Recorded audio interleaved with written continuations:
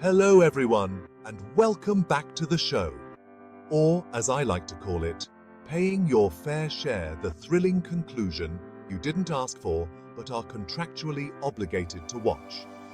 Today, we're talking about something truly riveting. Taxes. Yes, taxes. Before you click away, I promise this will actually be useful. We all know about Section 80C, that magical land of tax deductions. But what about all the other ways to save on taxes? Because, let's be honest, the government's already taking enough as it is. Today, we're diving deep into the often overlooked but equally exciting world of tax deductions, beyond Section 80C. Buckle up, because things are about to get financially responsible. First up, we're talking retirement planning, everyone's favorite topic. And no, I'm not talking about that dusty old retirement plan your HR keeps emailing about. I'm talking about the National Pension Scheme, or NPS, and its trusty sidekick, Section 80CCD. Now, with Section 80CCD, you can invest up to 1.5 lakh rupees in the NPS and deduct that amount from your taxable income. Think of it as a government-sanctioned way to keep more of your hard-earned money. But wait, there's more. Section 80CCD has a secret weapon, a hidden compartment, a bonus round if you will.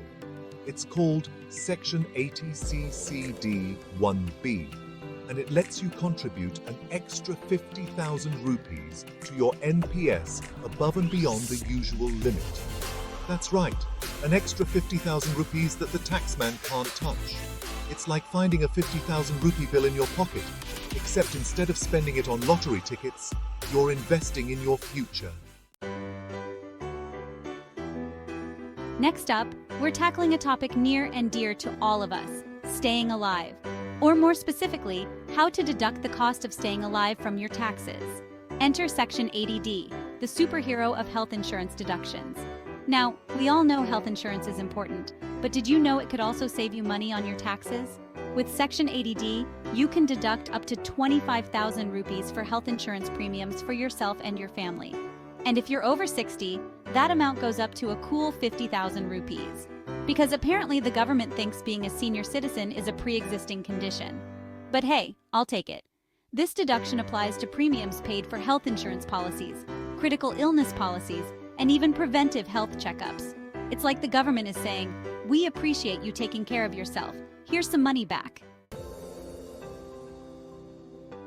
Now let's talk about something that will make your blood pressure rise faster than the cost of college tuition student loans. Those pesky payments can haunt you for years, but fear not, dear viewers, for Section 80E is here to help. With Section 80E, you can deduct the interest you pay on your education loan from your taxable income. And the best part? There's no limit on how much interest you can deduct. That's right. If you're paying an obscene amount of interest on your student loans, which, let's be honest, you probably are, you can deduct every last rupee from your taxes. It's like a small victory in the never-ending battle against student loan debt. So, take that, predatory lending institutions. Chapter 4. They say owning a home is the American dream. Well, here in user's country, it's more like the user's country aspiration, constantly battling against rising property prices and the ever-present temptation of avocado toast. But fear not, aspiring homeowners. Section 24 is here to make your dream of owning a piece of the pie chart a little bit sweeter. This magical section allows you to deduct the interest you pay on your home loan from your taxable income. Now, before you start fantasizing about buying that beachfront villa, there is a catch. The maximum deduction you can claim is 2 lakhs rupees per year. But hey, that's still 2 lakhs rupees more in your pocket and out of the government's grubby little hands. Chapter 5. Buying your first home is an exciting time. It's also a terrifying time filled with paperwork, negotiations, and the sinking realization that you're now responsible for fixing leaky faucets. But amidst the chaos, there's a glimmer of hope. Section 80EE. This section is like the fairy godmother of first-time home buyers, offering an additional deduction of up to 50,000 rupees on the interest paid on your home loan. That's right. On top of the deduction you're already getting under Section 24, you can deduct another 50,000 rupees. It's like the government is saying, congratulations on entering the soul-crushing world of homeownership. Here's a little something to soften the blow. Chapter 6. Renting. Don't own a home? Tired of your landlord mistaking your security deposit for their personal retirement fund? Well, fret no more. Section 80GG is here to ease your rental woes. This section offers a deduction for those of you who don't receive a house rent allowance, HRA, from your employer. Because let's be honest, paying rent is expensive enough without the added insult of not getting any tax benefits. With Section 80GG, you can deduct up to 60,000 rupees per year for your rent payments. It's not a fortune, but it's something. And in the game of taxes, every little bit counts. Think of it as a small victory against those exorbitant rent increases. Remember savings accounts? Those quaint financial instruments that used to give you a decent return before inflation decided to show up and ruin everything? Well, even though your savings account might not be making you rich anytime soon, it can still help you save on taxes. Enter sections 80TTA and 80TTB, the dynamic duo of interest income deductions. Section 80TTA lets you deduct up to 10,000 rupees per year on interest earned from your savings account. And for all you senior citizens out there, Section 80TTB is here to sweeten the deal. This section offers a deduction of up to 50,000 rupees on interest income from various sources, including savings accounts, fixed deposits, and even bonds. It's like a senior citizen discount for your taxes.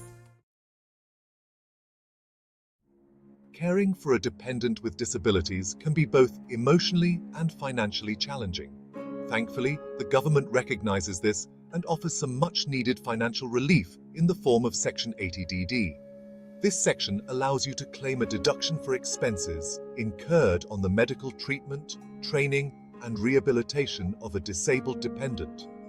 And the deduction isn't insignificant either. You can claim up to 75,000 rupees if your dependent's disability is between 40% and 80%. And if their disability is 80% or more, the deduction limit is a whopping 1,25,000 rupees. It's a small but significant way the government helps alleviate the financial burden of caring for loved ones with disabilities.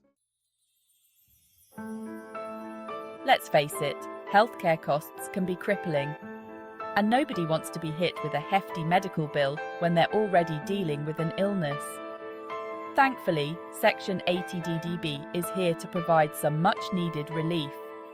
This section allows you to claim a deduction for medical expenses incurred on the treatment of specified diseases. These diseases include cancer, AIDS, Parkinson's disease, and several others.